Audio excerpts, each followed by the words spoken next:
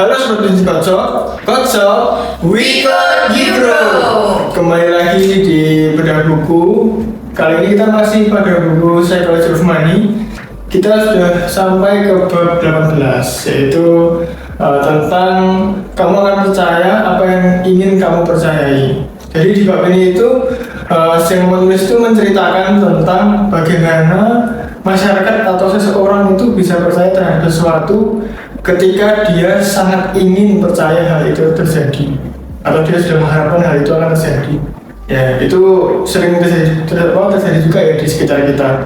Kayak kita pengen sehat dengan cara pengobatan Cina misalnya. Itu kan kita akan percaya banget dan kita akan ikut orang untuk mengikuti pengobatan itu ya. Itu sering terjadi lah, pokoknya hal itu seperti itu. Oke, saya Siva dan saya bersama dua teman saya. Saya Devi, saya Diana. Oke, mungkin dari Kak Devi nih ada cerita nggak yang misal relate sama bab ini gitu?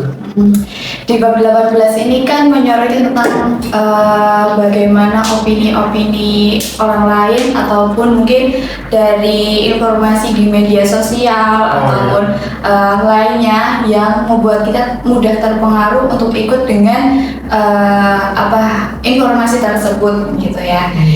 Contohnya sebenarnya banyak, kayak contoh simpelnya itu yang mungkin banyak di kehidupan sehari-hari atau sering kita lihat ya. Contohnya kita diberikan tawaran untuk membeli sesuatu dengan harga yang terjangkau gitu. Dan dia itu tahu kalau kita itu sedang kepepet membutuhkan itu. Nah, nanti pasti dia akan memberikan alasan-alasan supaya kita percaya dan ikut sama alasan dia gitu. Kayak gitu sih. Ya, tapi memang di zaman sekarang yang serba cepat kan, kayak sosmed tuh kita jadi gampang kegiring sama opini, sama hal sepele sampai hal yang krusial kayak keuangan.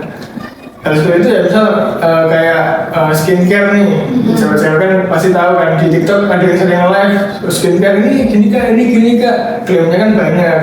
Tapi ternyata setelah dipakai ternyata bahaya. Di sosmed itu memang harus pintar-pintar ngefilter sih, memfilter apa yang kita lihat dan kita dengarkan. Dari Kak Diana?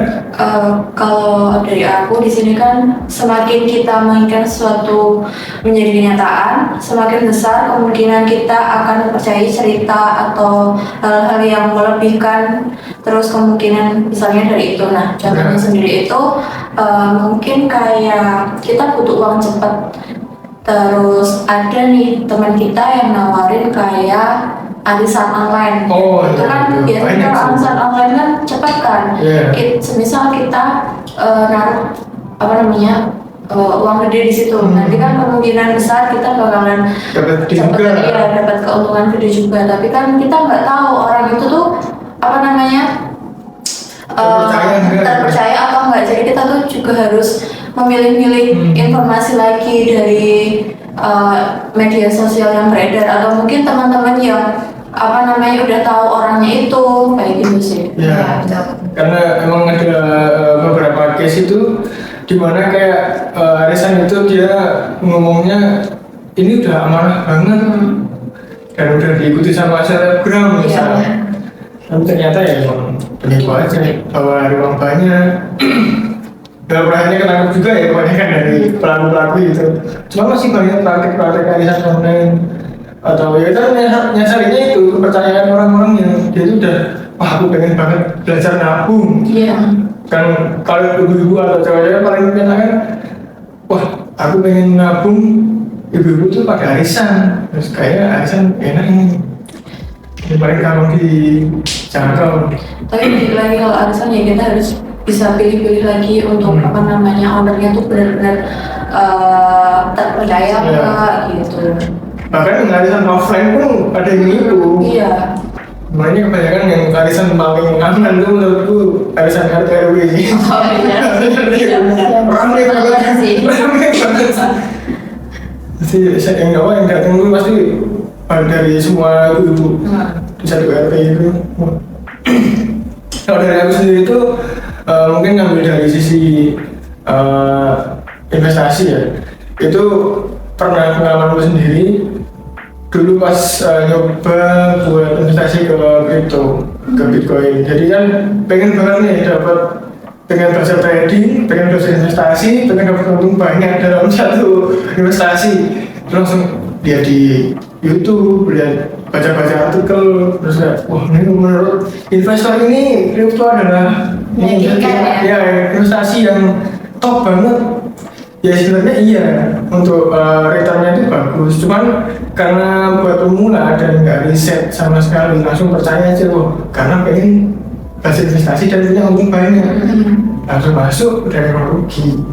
Dan itu memang pelajaran banget yang relate sih di bab ini. Ya, jadi di bab ini benar-benar menekankan supaya kita bisa meriset data-data atau informasi di media sosial maupun di mana saja gitu, jangan mudah percaya. Dengan asas apapun ya, misalnya kita butuh banget pun sebisa mungkin ya cari tahu dulu lah apa yang mau kita beli atau apa yang mau kita masuki. Ya, melanjutkan ya karena kita membicarakan kepercayaan dan juga meriset data-data buat teman-teman semua yang membutuhkan peralatan inventaris yang terpercaya dan sudah digunakan di banyak kalangan. Bisa beli produk-produk dari kita. Apa aja sih Kak itu? Itu ada printer barcode, ada printer kasir, ada scanner barcode, laci kasir, dan ya pokoknya semua peralatan yang berhubungan dengan IDC ataupun peralatan kasir itu ada semua ya di kita.